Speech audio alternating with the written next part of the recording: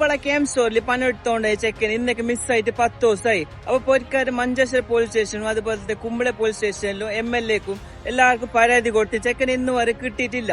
അപ്പൊ ഞാൻ ഓരോ പൊരിക്ക് വന്നിട്ടുണ്ട്. അപ്പൊ പൊരിക്കാർ ಫ್ಯಾಮಿಲಿಯೋಡು ಒಂದು ಚೆಕ್ಕನ್ನ ಕುರಿച്ച് ചോദിച്ചു നോക്കാം. ಬಾ. ನಮಸ್ಕಾರ ಅಮ್ಮ.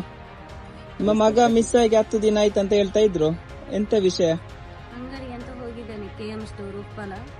ಹೋದ ಮಗ ಇಷ್ಟು ತನಕ ಬರ್ಲಿಲ್ಲ. ಇವತ್ತಿಗೆ 10 ದಿವಸ ಆಯ್ತು, ಬರ್ಲಿಲ್ಲ. ಎಲ್ಲಿಗೆ ಹೋಗಿದ್ದಾನೆ, ಎಲ್ಲಿದ್ದಾನೆ ಅಂತ ಗೊತ್ತಿಲ್ಲ. ಮಂಜೇಶ್ವರ ಸ್ಟೇಷನ್ಗೆ ಕೇಸ್ ಕೊಟ್ಟಿದ್ದೇವೆ, ಏನು ಅಂತ ಹೇಳಲಿಲ್ಲ.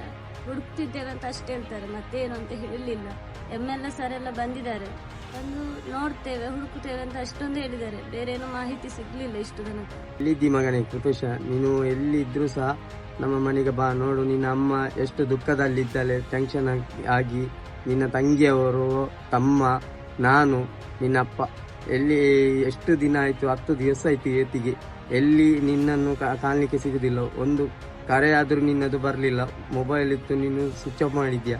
ಆದಷ್ಟು ಬೇಗ ನೀನು ಮನೆಗೆ ಬಂದು ತಲುಪು.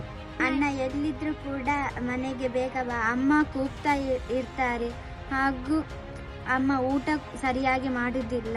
ಎಲ್ಲಿದ್ರು ಕೂಡ ಮನೆಗೆ ಬಂದು ತಲುಪು. അപ്പൊ ഞാൻ ഓരോ പൊരിക്ക് പോയിട്ട് നോക്കുമ്പോൾ ഓരോന്റെ അവസ്ഥ കാണാം. നല്ലോണം ബേജാറാണ്. ഉപ്പോണ്ട് അച്ഛനായെങ്കോ അമ്മയെങ്കോ അനിയത്തിമാര് അനിയന്മാരെല്ലാം ഉണ്ട്. നല്ലോണം ബേജാറിൽ കരഞ്ഞോണ്ടുണ്ട്.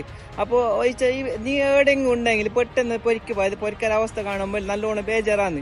ഡിസ്കസ് ചെക്കന്റെ ഫോട്ടോ അതുപോലെ ഓന്റെ പൊരിക്കാര നമ്പർ നമ്മൾ കൊടുക്കുന്നുണ്ട്. അപ്പൊ നാട്ടുകാരും ആരെങ്കിലും എവിടെങ്കിലും കിട്ടുന്നുണ്ടെങ്കിൽ എവിടെയുണ്ടെന്ന് ആരായാലും ചിലപ്പോൾ കിട്ടുന്നുണ്ടെങ്കിൽ ആ നമ്പറിൽ കോൺടാക്ട് ചെയ്യാം. അതുപോലെ നിങ്ങൾ അടുത്തുള്ള പോലീസ് സ്റ്റേഷനിൽ പോയിട്ട് ഓൻ ചെക്കനെ ഏൽപ്പിക്കാം.